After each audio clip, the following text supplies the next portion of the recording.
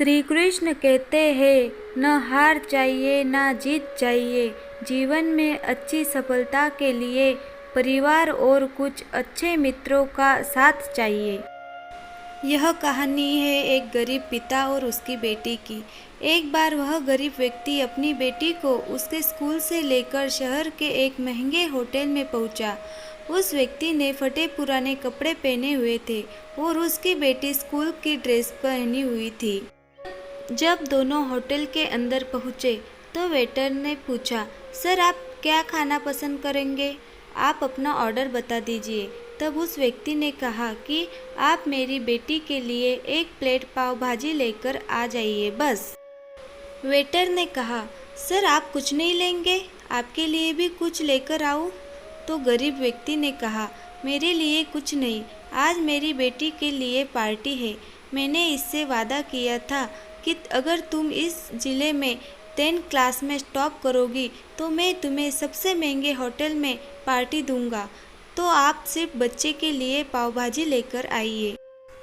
अपने मालिक के पास गया और बोला कि सर आपसे एक छोटी सी रिक्वेस्ट है कि आप मेरी सैलरी से पैसा काट लेना, लेकिन आज मैं चाहता हूँ कि उस बच्ची के साथ उसके पिता को भी एक प्लेट पाव भाजी खिलाया जाए, क्योंकि उस बच्ची ने पूरे ज़िले में 10 क्लास में टॉप किया है।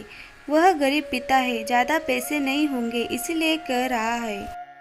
होटल के मालिक ने जब ये बात सुनी तो मुस्कुराते हुए बोला, तुम उसके पिता के लिए भी पाव भाजी लेकर जाओ, उसके लिए भी लेकर जाओ, पैसे मत लेना। 4-5 पाव भाजी पैक करवा ले जाओ और 2-3 किलो मिठाई भी लेकर जाओ और उससे कहना ये पार्टी होटल की तरफ से है, आप ये मिठाइयाँ ले जाइए और जश्न मनाइए।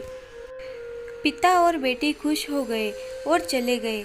कई साल बीत गए। उस गरीब पिता की लड़की अब यूपीएससी की तैयारी करके कलेक्टर बन चुकी थी और इत्तेफाक से उसी शहर में उसकी पोस्टिंग हुई थी। उस लड़की ने उस होटल में सूचना पहुंचा दी कि मैं उस होटल में लंच करने के लिए आ रही हूँ। होटल के मालिक ने जब ये सुना तो होटल को पूरी तरह से सजावा दिया। गांव में ये बात पूरी तरह से फैल गई और कस्बे के सभी लोग उन्हें देखने के लिए आने लगे। कलेक्टर अपने पिता के साथ उस होटल में पहुंची। कलेक्टर ने होटल के मालिक से कहा, शायद आपने मुझे पहचाना नहीं, हम वही पिता पुत्री है जो कि हमारे 10 क्लास टॉप करने पर आपने मुझे पार्टी दी थी। हम वही पिता पुत्री है, आज फिर से आए हैं और आज पार्टी हम देंगे आपको और आपके पूरे स्टाफ को, क्योंकि आपने गरीबी का सम्मान किया है। आपने उस दिन जो पार्टी दी थी मुझे बताया कि मुझे कितना और ऊंचाई तक पहुंचाना है, कितना और बड़ी मंजिल को छूना है। आपने एक नई प्रेरणा दी थी और आज मैं उसी प्रेरणा का एहसास चुकाने के लिए आई हूँ। वो मैडम ये सब कहते जा रही थी और आंखों में आंसू बहते जा रहे थे। यह कहानी हमें सिखाती है कि कभी भी किसी गरीब का मजाक मत उड़ाना, हो सके तो उसकी मदद करना, और अगर मदद ना कर सको तो उसका मजाक मत उड़ाना, क्योंकि वो सब देख रहा है।